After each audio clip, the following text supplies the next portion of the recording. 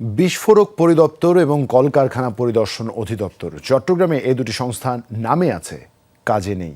তদারকি না থাকায় চট্টগ্রাম অঞ্চলে অবাধে গড়ে উঠছে শত শত অবৈধ কারখানা, যেখানে ঝুঁকি নিয়ে চলছে উৎপাদন কার্যক্রম। একের পর এক বিস্ফোরণ আর প্রাণহানি ঘটলেও সংস্থা দুটি নির্বিকার। 2021 সালের 19 ডিসেম্বর বিনিয়োগ উন্নয়ন কর্তৃপক্ষের নেতৃত্বে সরকারের 9টি সংস্থার প্রতিনিধিরা পরিদর্শন করেছিলেন সীমা অক্সিজেন প্ল্যান্ট। 5 ক্যাটাগরিতে তুলে ধরেছিলেন নিরাপত্তা ঘাটতির কথা। এরপর কেটে গেছে 14 মাস, ঝুঁকি নিয়ে চলেছে প্ল্যান্টের উৎপাদন কার্যক্রম। যে শঙ্কার কথা বলা হয়েছিল শেষমেশ তাই ঘটেছে।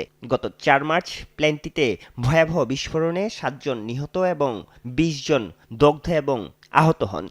সেই নিমতলা ঢাকার সেই চুরিহাটটা, এগুলো কয়দিন আগের ঘটনা, এবং এই যে বৈরুতের ঘটনা কয়দিন আগের ঘটনা। আমরা কোনখান থেকে শিক্ষা নিলাম না, কেন নিলাম না? ব্যবসায়ী সব ঝুঁকিপূর্ণ বিভিন্ন শিল্প কলকারখানা নিয়মিত নজরদারি করার কথা আরও 9টি সংস্থার। তাহলে প্রশ্ন হচ্ছে, এত এত সংস্থার চোখ ফাঁকি দিয়ে কিভাবে চলছে হাজার হাজার কলকারখানা? কেউ ঠিক মতো নজরদারি করে না, যার যার পরিষ্কার হতে চায়, বোধগম্য কারণে পরিষ্কার হতে চায়। বলে আইনি দুর্বলতা, প্রশাসনিক দুর্বলতা, আইন কার্যকর করার জন্য তাদের দুর্বলতা এবং দুর্নীতি। পুরো চট্টগ্রাম অঞ্চলে শিল্প কলকারখানার সংখ্যা কয়েক হাজার, কিন্তু তদারকির দায়িত্বে থাকা বিস্ফোরক পরিদপ্তরে কর্মকর্তা আছেন মাত্র 2 জন। আর কলকারখানা পরিদর্শন অধিদপ্তরে গিয়ে দেখা গেল 3 কর্মকর্তার 2 জনেই কার্যালয়ে অনুপস্থিত। নজরদারিতে গাফিলতি, কারখানা থেকে অনৈতিক সুবিধা গ্রহণ সহ অনিয়ম দুর্নীতির অভিযোগ নিয়ে কথা বলতে চান না 2 দপ্তরের কেউই। যে কোনো ইস্যুর পরে কিন্তু আমাদের তদারকি বেড়ে যায়। আসলে আমাদের জনবলের একটা ব্যাপার, প্রতি মাসে তো একটা ফ্যাক্টরি দেখা সম্ভব না।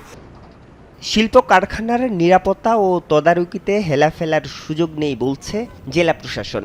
তাদের বর্তমান সেটআপের মধ্যে কিভাবে আমরা এই এনশিওর করতে পারি কমপ্লায়েন্সটা, সেই জন্য আমাদের কিন্তু ভিজিট করে তদারকি করে কিন্তু ব্যবস্থা গ্রহণ করতে হবে।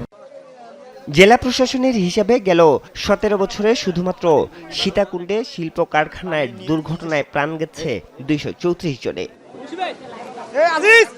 আরিফুর রহমান সবুজ, যমুনা নিউজ, চট্টগ্রাম।